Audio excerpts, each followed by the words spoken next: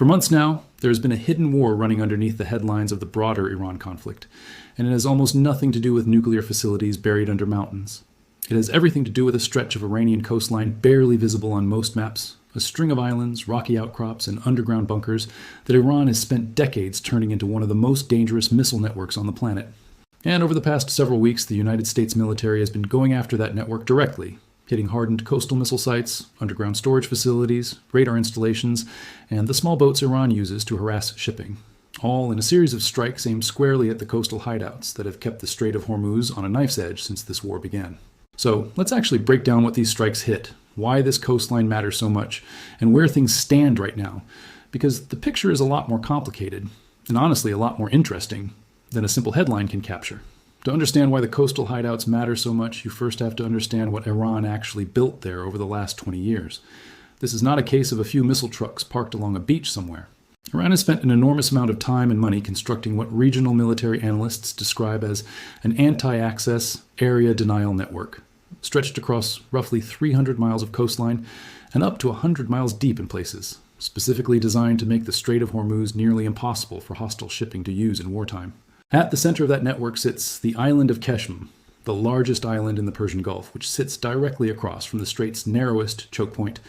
Underneath Keshm, Iran has carved out what regional military experts have described as an underground missile city,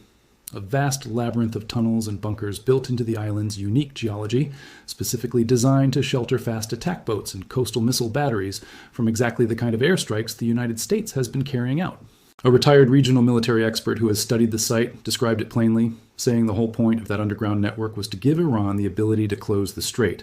And for a period of time earlier this year, it actually worked. Shipping through Hormuz slowed to a trickle, with only a handful of tankers willing to risk the transit while countries scrambled to negotiate safe passage directly with Tehran. The weapon that makes all of this so effective is a missile most people outside of defense circles have never heard of. And it is worth spending a minute on it because it explains almost everything about why these coastal hideouts became priority targets. Iran's primary anti-ship weapon along this coastline is a missile called the Noor, a derivative of the Chinese C-802 design, built to skim just a few meters above the surface of the water at just under the speed of sound before slamming into a ship's hull. Flying that low keeps it under most ship-based radar for as long as possible, buying it precious extra seconds before a defending vessel even knows it is under attack. Iran has also fielded an extended-range version called the Qadr, capable of reaching out 200 to 300 kilometers, which means launchers positioned well inland or tucked into coastal terrain can still threaten targets across the entire width of the strait and into the Gulf of Oman beyond it. These are not one-time use weapons sitting in a warehouse somewhere either. Iran is estimated to have built hundreds, possibly over 1,000, of these anti-ship cruise missiles mounted on mobile truck launchers that can be tucked into caves, driven out along the coast, fired, and pulled back into cover before anyone can respond. That mobility is exactly why hitting them has been so difficult, and exactly why the campaign against the coastal hideouts has had to rely on overwhelming, repeated strikes rather than a single knockout blow. So let's talk about what actually happened in the most recent wave of strikes against this network, because CENTCOM's own statements lay out a pretty clear picture. In one operation, American forces used naval vessels, fighter aircraft, and for the first time in this campaign, one-way attack aerial drones and one-way attack sea drones to hit Iranian air defense systems, coastal radar sites, missile and drone capabilities, and small boats used by Iran's naval forces. That detail about the sea drones matters because it shows the campaign evolving in real time, adding cheaper expendable systems specifically suited to hunting small, fast-moving targets like the IRGC's fast attack boats along the coastline, the same boats that have been used repeatedly throughout this war to harass and occasionally strike commercial tankers transiting the strait. In a separate and even more dramatic strike, American aircraft dropped multiple 5,000-pound deep penetrator munitions,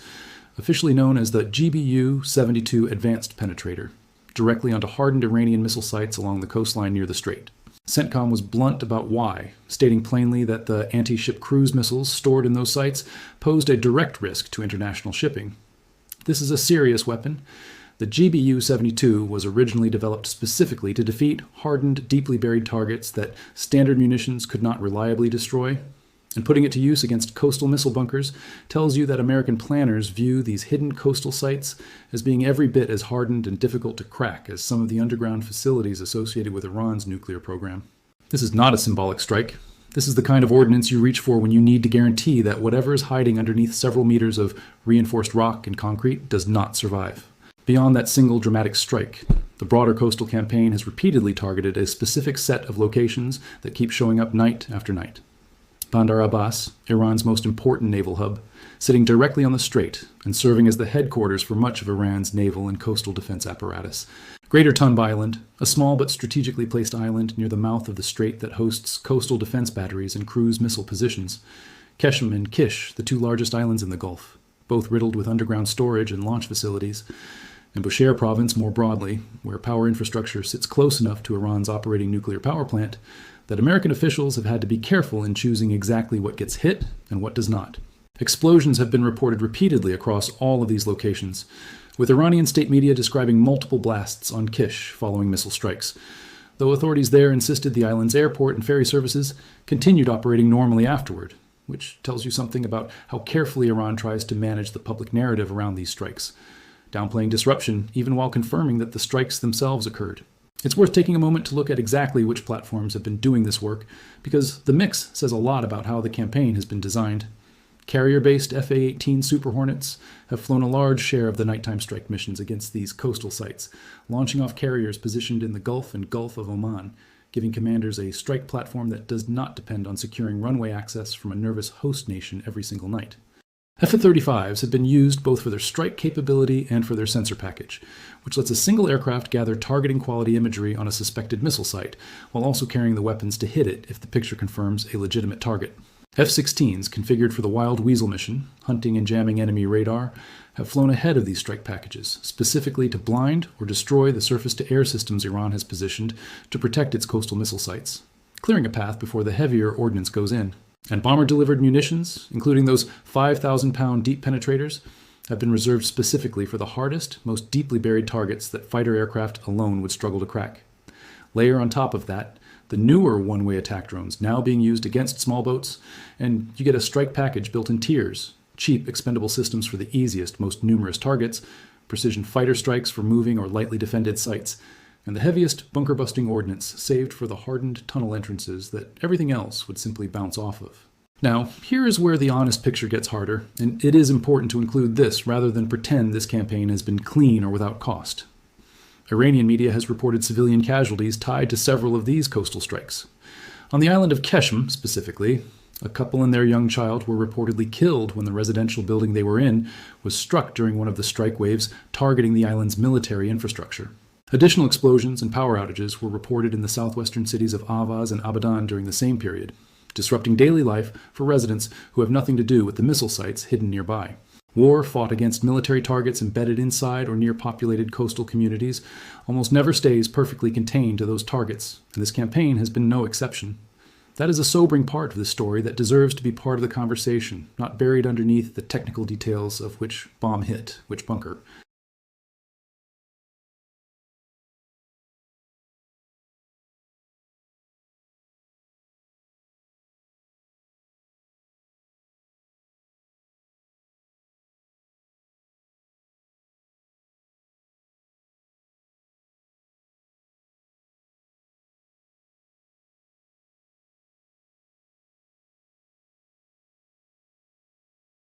It is meant to deter further escalation by suggesting Iran is holding something back, and it is meant to reassure a domestic audience that the regime still has cards left to play, even after months of sustained bombardment against its coastal infrastructure. Whether that reserve capability is real or mostly rhetorical is one of the more difficult questions hanging over this entire conflict, and it is one that regional intelligence assessments have actually tried to answer directly. And what those assessments found is genuinely important context for understanding why this coastal campaign has had to keep going for so long instead of wrapping up after a few decisive strikes. A widely reported intelligence assessment found that Iran had regained operational access to roughly 30 of the 33 known missile sites along the Strait of Hormuz, meaning the country retained the ability to threaten international shipping and American warships along the waterway, despite everything that had already been thrown at it. The same assessment found that Iran still fielded around 70% of its mobile missile launchers and had retained roughly 70% of its pre-war missile stockpile. At one specific underground facility near Dezful, satellite imagery showed that Iranian crews had managed to reopen 4 of 5 tunnel entrances that had previously been sealed by American and Israeli strikes, digging the debris out under real danger, since American and Allied aircraft frequently targeted the excavation equipment itself while the digging was happening. The Pentagon pushed back hard against reporting on this assessment, with officials describing Iran's remaining capability as being wildly overstated and insisting the overall campaign had been a historic accomplishment regardless. But the underlying point stands regardless of how you interpret the political back and forth. Iran built this coastal network with enough redundancy, enough tunnels, and enough dispersed mobile launchers that no single wave of strikes, no matter how large, has been able to fully shut it down. That is precisely why the campaign against these coastal hideouts has had to become a sustained, repeated effort rather than a one-time operation. And it is precisely why CENTCOM keeps going back to the same handful of locations night after night, trying to catch missiles, launchers, and storage sites before they can be moved or dug back out. It's worth pausing here for a second, because if this kind of detailed breakdown of what's actually happening beneath the headlines is useful to you, this is exactly the kind of analysis worth subscribing for, and dropping a like helps more people see breakdowns like this instead of just the panic-driven versions of this story floating around everywhere else. So let's talk about why the Strait of Hormuz makes all of this worth such an enormous amount of military effort in the first place. Roughly a fifth to a quarter of the entire world's seaborne oil and liquefied natural gas passes through that narrow waterway on a normal day, moving from Gulf producers out toward Asia, Europe, and everywhere in between. When Iran effectively closed the strait earlier in this war, using a combination of naval mines, drone patrols, and the constant threat posed by those hidden coastal missile batteries, the effect on global energy markets was immediate and severe. Oil prices surged past $100 a barrel. Insurance premiums for any tanker willing to attempt the transit climbed to levels that made many voyages barely worth the risk, and a growing share of global shipping simply rerouted around the entire Arabian Peninsula instead, adding weeks to delivery times and driving up costs that eventually filter down to ordinary consumers everywhere, whether they've ever thought about the Strait of Hormuz or not. Shipping insurers, who track this kind of risk for a living, watched war risk premiums for Gulf transits climb to levels that made some voyages barely worth attempting at all, and a number of the largest tanker operators simply chose to hold vessels in port or reroute around the southern tip of the Arabian Peninsula entirely, rather than gamble on a strait patrolled by hidden missile batteries. That kind of behavior compounds on itself. Every additional week a major shipping line stays away from the strait reinforces the perception that the route is unreliable, which keeps insurance costs elevated even during periods when the actual strike tempo along the coast has slowed down. And that lag between military reality and market perception is part of why restoring full confidence in this waterway is going to take a lot more than a single quiet week of strikes. That economic pressure is a huge part of why the American military has treated the coastal missile network as such a high priority target set. It is not just about protecting individual ships. It is about restoring the credibility of the entire global shipping route through one of the most important choke points on the planet. Because as long as Iran retains even a fraction of its coastal missile capability, insurers and shipping companies have every reason to stay cautious, regardless of how many strikes American officials announce. There is also a broader hardware and tactics story worth understanding here, because the way these coastal strikes have been carried out tells you a lot about how modern warfare against a dispersed, hidden target set actually works. Hitting a missile hidden inside a cave or a hardened bunker requires more than just a bomb. It requires finding it first. And that is where persistent intelligence, surveillance, and reconnaissance assets come into play. Long-endurance drones patrol the coastline for extended stretches, watching for the telltale signs of activity around known or suspected launch sites, a truck moving into position, a tunnel entrance being uncovered, a radar briefly powering up before a strike is attempted. That information gets fed into a targeting network that can queue in fighter aircraft, naval strike assets, or, in the more recent strikes, the newer one-way attack drones that are cheap enough to risk on exactly this kind of high-uncertainty hunting mission without putting an expensive manned aircraft at unnecessary risk. Suppression of enemy air defenses plays a role too, since Iran has scattered surface-to-air systems along this same coastline, specifically to protect the missile sites from exactly the kind of strikes being carried out against them, which means American and Allied aircraft often need to clear a path through those defenses before the actual strike package can safely reach its target. All of this has to be coordinated in a fairly tight window, because the entire point of Iran's mobile launcher strategy is to minimize the amount of time any single missile system spends exposed, moving it out, firing, and getting it back under cover before anyone can respond. That cat and mouse dynamic hunting mobile, hidden, hardened targets along an enormous stretch of coastline is exactly why this campaign has needed to be sustained over so many weeks, rather than resolved in a handful of dramatic strikes. Now, stepping back from the coastline itself, this campaign against Iran's hidden missile network has not existed in a vacuum, and the broader war around it has kept evolving in ways that directly shape how aggressive or restrained these coastal strikes have been at any given moment. Kuwait, Bahrain, and Jordan have continued absorbing retaliatory missile and drone attacks whenever Iran feels the need to respond to a fresh wave of American strikes, with air defense systems in all three countries regularly intercepting incoming projectiles and occasional damage getting through to government facilities, civilian vehicles, and in some cases, vessels operating off the coast of Oman. Iran's allied network across the region, sometimes referred to as the Axis of Resistance, has continued to play a role as well, with Iran-aligned militias demonstrating their value to Tehran by opening or threatening secondary fronts whenever pressure builds against Iran's own coastline, spreading the burden of this conflict across multiple countries simultaneously, rather than letting it stay contained to a single front. There have even been reports of cyber activity tied to Iran targeting water supply infrastructure inside the United States itself, a reminder that a war framed around missile sites and naval blockades has plenty of dimensions that never show up in strike footage at all. Reporting on the scope of those intrusions has continued to widen in recent days, with investigators pointing to evidence suggesting Iranian-linked actors probed systems well beyond what was initially disclosed, which fits a broader pattern in this conflict of Iran, leaning on cyber and irregular tools whenever its conventional military options along the coastline get degraded by strikes. The strain of this ongoing conflict has also shown up in a wave of security warnings issued across the region.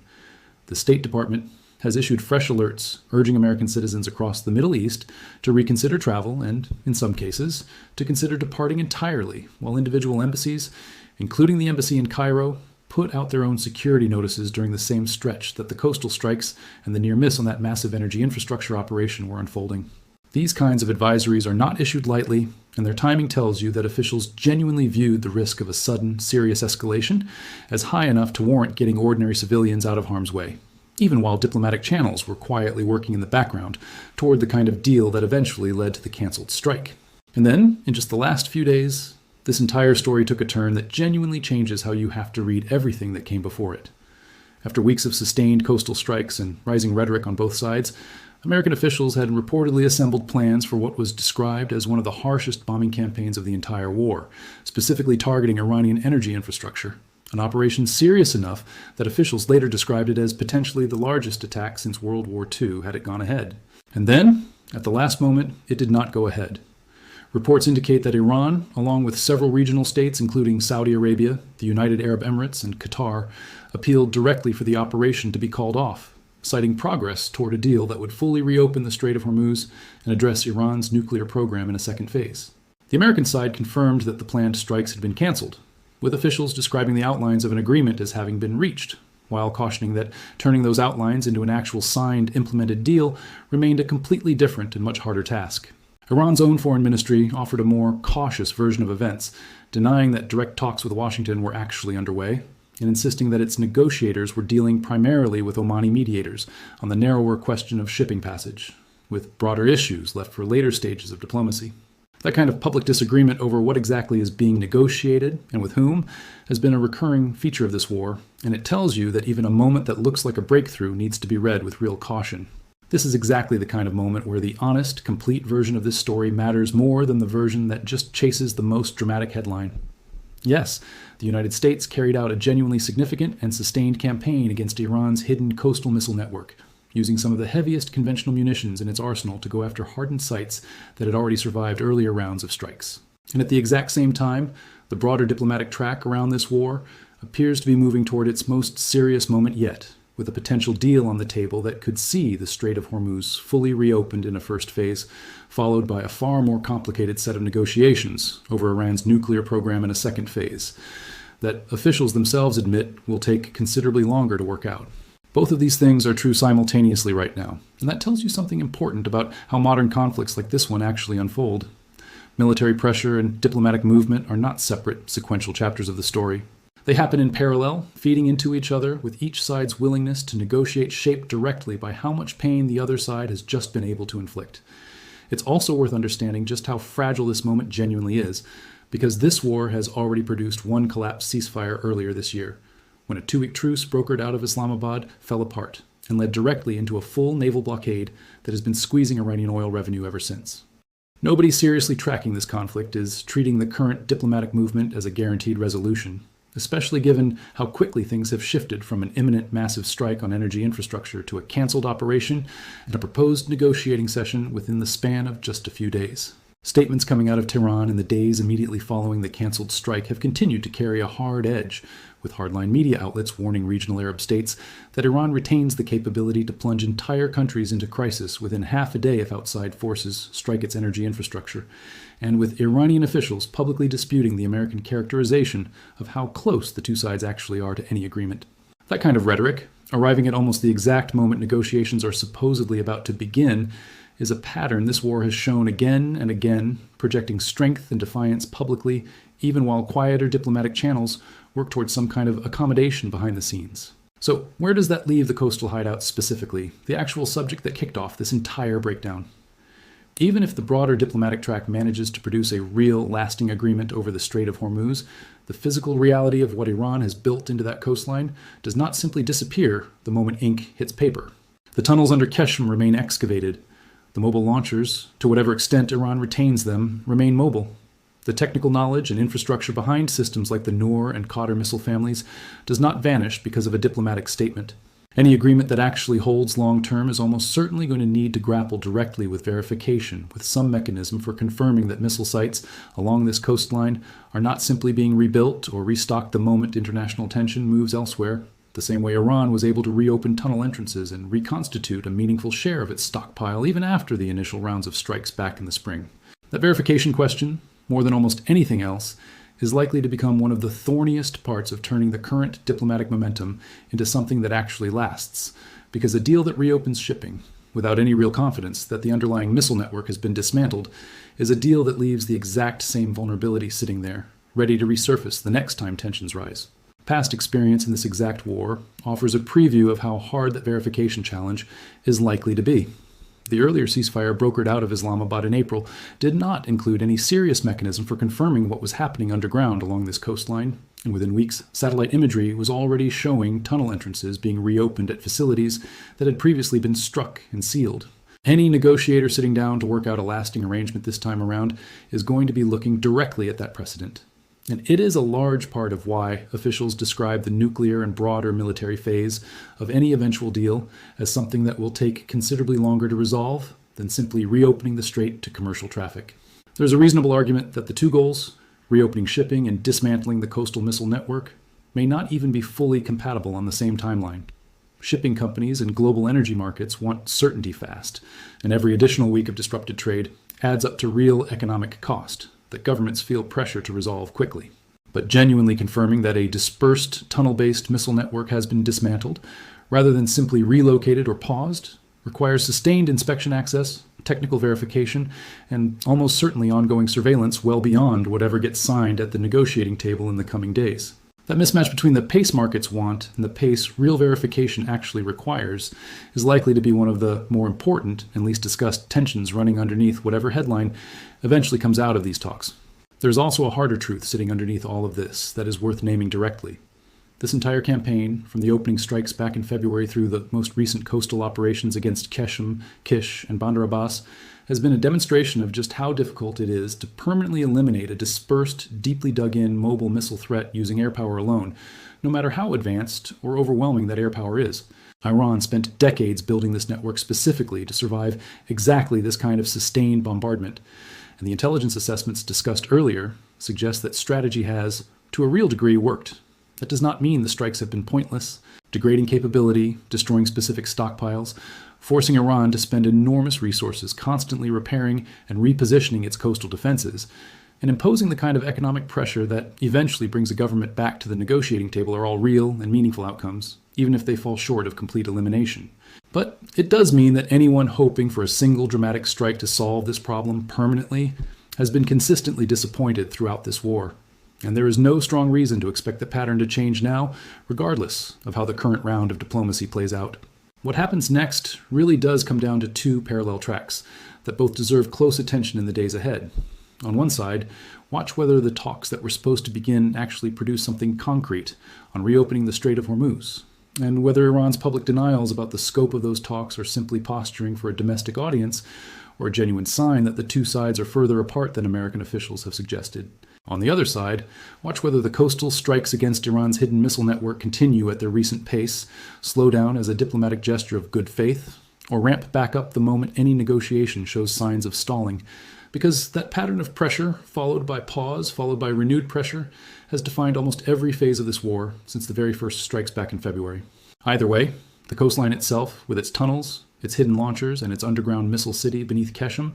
is going to remain one of the most closely watched pieces of terrain in the entire conflict. Because whoever effectively controls what happens along that stretch of coast controls one of the most consequential choke points in the global economy. Every future round of negotiations, every future pause in strikes, and every future flare-up is almost certainly going to circle back to this same 300-mile arc of rock, tunnels, and mobile launchers, simply because geography has not changed, even as the political and military situation around it keeps shifting week to week. If you want to keep up with how this develops, make sure you're subscribed, because between the ongoing coastal strikes and the sudden diplomatic movement over the last few days, there's a genuine chance this entire picture looks different within the next week or two. Drop a comment letting us know what you think happens first, a real reopening of the strait,